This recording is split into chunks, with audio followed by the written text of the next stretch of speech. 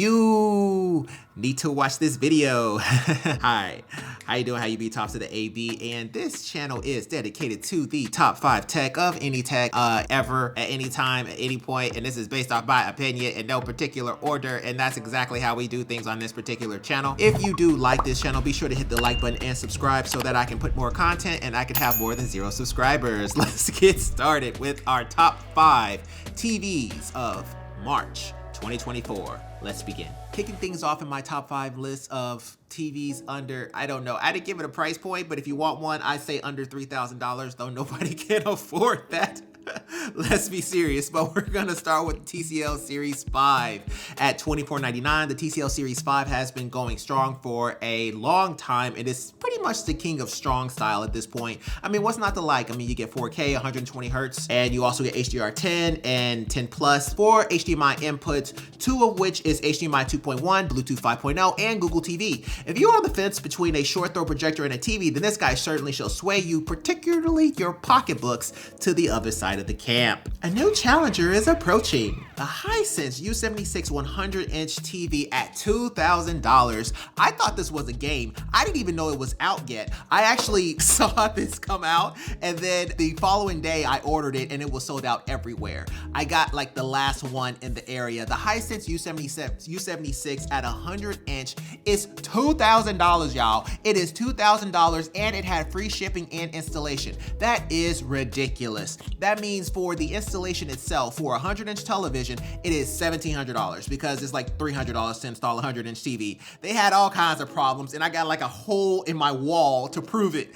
But all jokes aside, the 100-inch U76 is a TV worth aspiring to. This guy is 144 hertz, only $2,000. It boasts 4K HDR 100-inch QLED panel with full array local dimming and 144 hertz. I should just stop right there and go home, but it does have 120 hertz on some of the other inputs. Some do have 144, others do have 120. However, the fact that it still gives you 144 hertz for a 4K panel and it's still under $2,000, considering the fact that it also comes with that free installation, is just chef's kiss. Alrighty, I should actually just end the video here, but we're gonna keep on going because I have nothing else better to do. Next up, we have the LG models, the C3, the M3, and the G3. I was actually very particular on LG, mostly because the M3 had a Wi-Fi situation going where it essentially beams the connectivity for the picture from one side to the other. And I had a situation where I didn't want to have a TV in one location and I wanted it in a different location, but I wanted to beam it over so that the first thing you look at when you come in my house isn't my television. So I wanted to try to investigate with the M3, but I ended up going with a projector because it's just too expensive. However, it is a gorgeous picture OLED, but it's gonna be around that $3,500 price point, regardless if we're talking G3 or M3. However, the C3 is a little bit cheaper. You can find it somewhere around the $2,500 price point if we're talking about a 77-inch. Now, I do recommend staying with that 77-inch model because when you start going into the 83 models, if we're talking G3s and M3s, it changes. The actual panel that you get is no longer the same panel. However, it is a gorgeous television, as well as the M4 and G4 that's coming out, which looks incredible as well. So I would definitely put those in the bigger brother category. And if you really love OLED, those are guys that are worth considering. Next up, we have the Sony 75-inch X93L mini LED. The X93L is probably that one kid in the classroom that like beats up the, the main character simply because of the price point and the fact that it's sporting mini LED, even though it appears that Sony is kind of moving away from the OLED models because mini LED seems to be trying to take over in the 2024 era, but it is looking great. However, it should be noted that one of the 4K 120 ports is eARC, unfortunately. So as long as you're cool with only one of your inputs being 4K 120, you still want that OLED-ish look, but cheaper, then this guy is definitely worth the try. Moving things over, we have the S89C and the S90C from Samsung?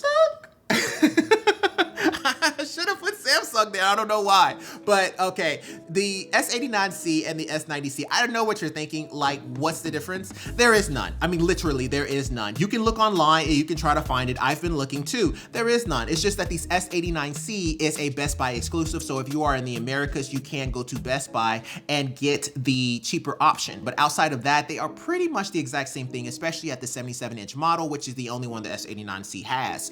But the S89C and the S90C usually are around the exact same price point as the others, and they sport one gorgeous television. I mean, you're gonna get your 4K 120, same thing as the others. It doesn't have that issue with the 4K 120e ARC port, which is great, and it's at a cheaper price point than originally expected with the S90C. So if you do see the S89C around in your stores and the Hisense U76 is gone, then I definitely do recommend you take a look at this guy. S89C is a great OLED and you will not be disappointed. And that's it. That is my top 5 TVs for March of 2024. I will be adding more to this list. I will be adding more different types of tech because I have a wide range gamut of the things I can talk about. So if you like this video, go ahead and hit the like button. If you really like it, go ahead and subscribe. I love you either way. Take care, all the best, and bye.